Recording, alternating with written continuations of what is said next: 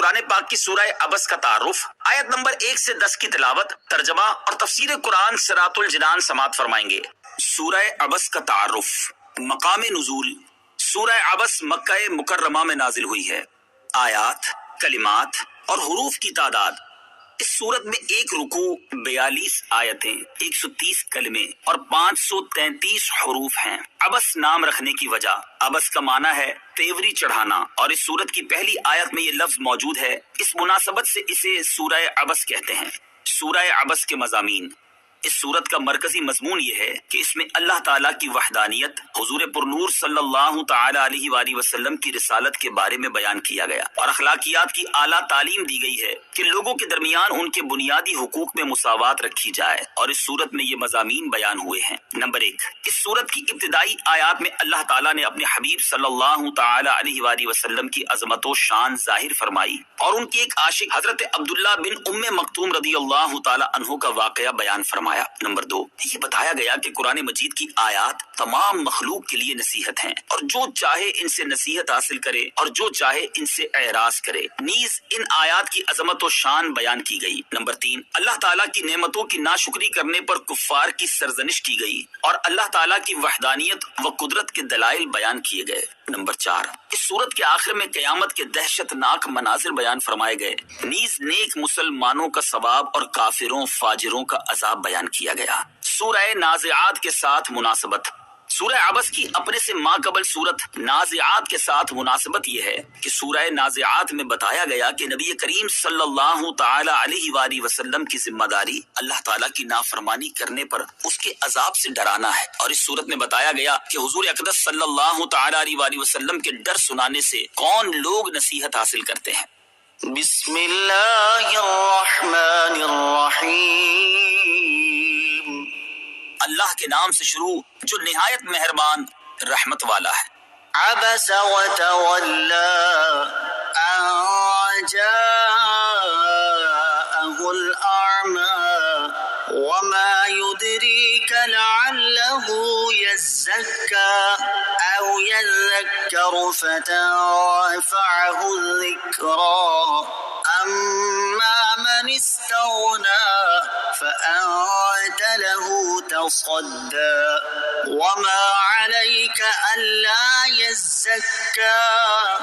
وأما من جاءك يسعى وهو يخشى فأنت عنه تلهى۔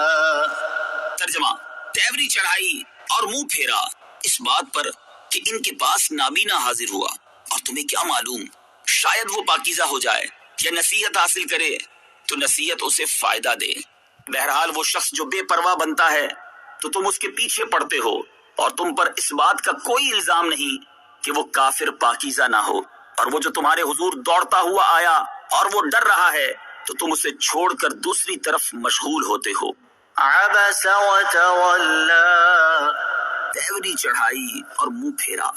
تفسیر صراط الجنان میں ہے۔ اس سورت کی ابتدائی 10 آیات میں اللہ تعالیٰ نے اپنے حبیب صلی اللہ تعالی علیہ وآلہ وسلم کی عظمت اور اپنی بارگاہ میں ان کی محبوبیت کے ایک پہلو کو بیان فرمایا ہے کہ جب نبی کریم صلی اللہ تعالی علیہ وآلہ وسلم نے اپنے اجتہاد سے ایک کام کو زیادہ اہم سمجھتے ہوئے اسے دوسرے کام پر فوقیت دی اور دوسرے کام کی طرف توجہ نہ فرمائی، تو اس پر اللہ تعالیٰ نے لطیف انداز میں اپنے حبیب صلی اللہ تعالی علیہ وسلم کی تربیت فرمائی۔ ان آیات کا شان نزول یہ ہے کہ نبی کریم صلی اللہ تعالی علیہ وسلم ایک مرتبہ قریش کے سرداروں عتبہ بن ربیعہ، ابو جہل بن ہشام، عباس بن عبد المطلب، ابی بن خلف اور امیہ بن خلف کو اسلام کی دعوت دے رہے تھے۔ اسی دوران حضرت عبداللہ ابن ام مکتوم رضی اللہ تعالیٰ عنہ حاضر ہوئے جو کہ نابینا تھے، اور انہوں نے نبی کریم صلی اللہ تعالیٰ علیہ وسلم کو بار بار ندا کر کے عرض کی کہ اللہ تعالیٰ نے جو آپ کو سکھایا ہے وہ مجھے تعلیم فرمائیے۔ حضرت عبداللہ بن ام مکتوم رضی اللہ تعالیٰ عنہ نے یہ نہ سمجھا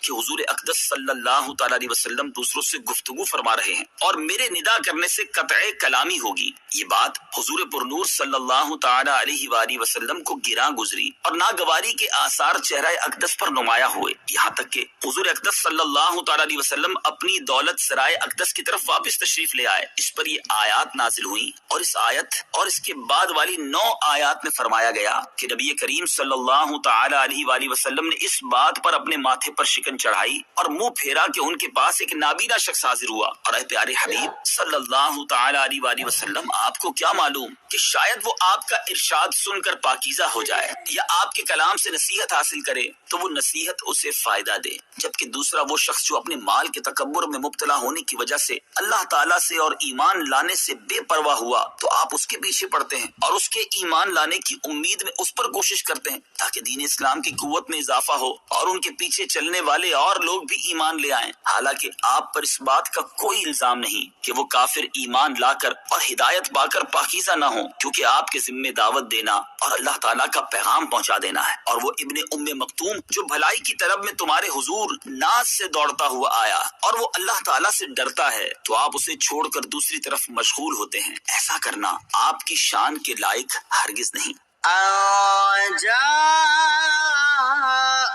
الأعمى اس بات پر کہ ان کے پاس نابینا حاضر ہوا، حضرت عبداللہ بن ام مکتوم رضی اللہ تعالیٰ عنہ کو نابینا فرما کر ان کی تحقیر نہیں کی گئی، بلکہ اس میں ان کی معذوری کی طرف اشارہ ہے کہ ان سے قطع کلامی بینائی نہ ہونے کی وجہ سے واقع ہوئی اور اس وجہ سے وہ مزید نرمی کیے جانے کے مستحق تھے۔ حضرت عبداللہ بن ام مکتوم رضی اللہ تعالی عنہ کی شان ان آیات کے نازل ہونے کے بعد تاجدار رسالت صلی اللہ تعالی علیہ وآلہ وسلم حضرت عبداللہ بن ام مکتوم رضی اللہ تعالیٰ عنہ کی بہت عزت فرماتے تھے اور خود ان سے ان کی حاجتیں دریافت فرماتے۔ نبی کریم صلی اللہ تعالی علیہ وآلہ وسلم نے غزوات کے دوران 2 مرتبہ حضرت عبداللہ بن ام مکتوم رضی اللہ تعالیٰ عنہ کو مدینہ منورہ میں اپنا نائب بنایا اور حضرت عبداللہ بن ام مکتوم رضی اللہ تعالیٰ عنہ جنگ قادسیہ میں شہید ہوئے۔